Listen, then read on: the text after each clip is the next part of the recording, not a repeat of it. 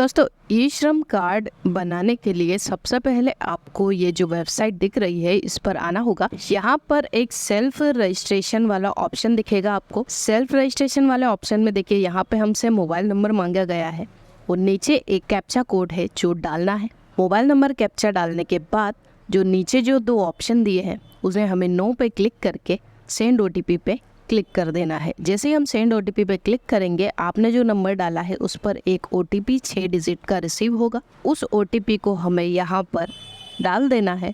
OTP डालने के बाद सबमिट वाला जो ऑप्शन है उस पर क्लिक कर देना है। जैसे ही सबमिट वाले ऑप्शन पे क्लिक करेंगे, यहाँ पे हमें आधार नंबर डालना रहेगा हमारा। आधार नंबर डालने के बाद जो OTP वाला ऑप्शन है उसको आप सिलेक्ट कर लीजिएगा, कैप्चा कोड डालिएगा और सबमिट वाला जो बटन है उस पर क्लिक कर दीजिएगा। जैसे ही हम सबमिट वाले बटन पे क्लिक करेंगे, हमारे आधार पे जो भी नंबर रजिस्टर्ड होगा उस पर एक OTP रिसीव होगा जो हमें यहाँ पे डाल के वैलिडेट कर देना है। जैसे ही हम OTP वैलिडेट करेंगे, हमारी प्रोफाइल यहाँ ओपन हो जाएगी। प्रोफाइल ओपन होने के बाद नीचे ये जो कंटिन्यू वाला जो ऑप्शन दिखाई दे रहा है इस पर हमें क्लिक कर देना है। जैसे हम कंटिन्यू वाले पे क्लिक करेंगे, यहाँ पे एक फॉर्म खुलेगा। फॉर्म में हमें कुछ डिटेल डालनी रहेगी, जैसे कि ईमेल आईडी हो गई, मैरिटल स्टेटस हो गया, आपका मैरिड है अनमैरिड है सिलेक्ट हो जाएगा, फादर्स नेम हो गया, मदर्स नेम यहाँ डल जाएगा, कैटेगरी क्या आती है आपकी SC ST OBC, blood group यदि पता है तो, और यदि विकलांग है तो इसको यस करेंगे अन्यथा नो रहने देंगे। यस करेंगे तो आपको विकलांगता किस श्रेणी में है वो यहाँ पे डालना रहेगा। ये डिटेल डालने के बाद नीचे स्क्रॉल करेंगे तो यहाँ पे हमें नॉमिनी डिटेल डालनी रहती है। नॉमिनी डिटेल में नेम आएगा, डेट ऑफ बर्थ आएगा, जेंडर और जिसको आप नॉमिनी सिलेक्ट कर रहे हैं उसके साथ आपका रिलेशन क्या है, और उसके बाद आपको नॉमिनी का एड्रेस और मोबाइल नंबर डाल देना है। ये डालने के बाद नीचे ये जो सेव एंड कंटिन्यू का बटन है इस पर क्लिक कर देना है। जैसे ही आप इस बटन पे क्लिक करेंगे, नेक्स्ट पेज ओपन होगा जहाँ पे हमें अपना करंट एड्रेस डालना रहेगा। अगर आप शहरी क्षेत्र में रहते हैं तो अर्बन सिलेक्ट करेंगे, यदि ग्रामीण क्षेत्र में रहते हैं तो रूरल सिलेक्ट करेंगे। यहाँ पे एड्रेस लाइन 1 लाइन 2, उसके बाद आपका स्टेट सिलेक्ट करना है, डिस्ट्रिक्ट आपको यहाँ सिलेक्ट कर लेनी है, फिर आपका तहसील क्या लग रहा है वो लिस्ट आ जाएगी तो आप वहाँ से तहसील डाल लीजिएगा। तहसील डालने के बाद विलेज सिलेक्ट होगा अगर आप ग्रामीण क्षेत्र से हैं, पिन कोड नंबर आपका क्या है वो डाल देना है। उसके बाद नीचे स्क्रॉल करेंगे तो हमें परमानेंट एड्रेस एक बार फिर से डालना रहेगा। यदि दोनों एड्रेस आपके सेम है तो सेम डाल दीजिएगा और यदि अलग अलग है तो अलग अलग डाल दीजिएगा।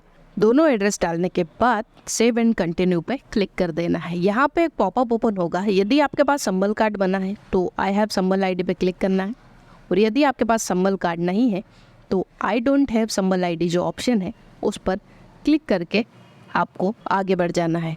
अब यहाँ पे डलता है आपका एजुकेशन क्वालिफिकेशन। यहाँ पे हमें डालनी है कि कैंडिडेट जो है उसका एजुकेशन क्या है, तो एजुकेशन क्वालिफिकेशन यहाँ से सिलेक्ट कर लेनी है। आपने जो भी 10th पास आउट किया हो, 12th हो, इलिटरेट हो तो वो सिलेक्ट कर सकते हैं।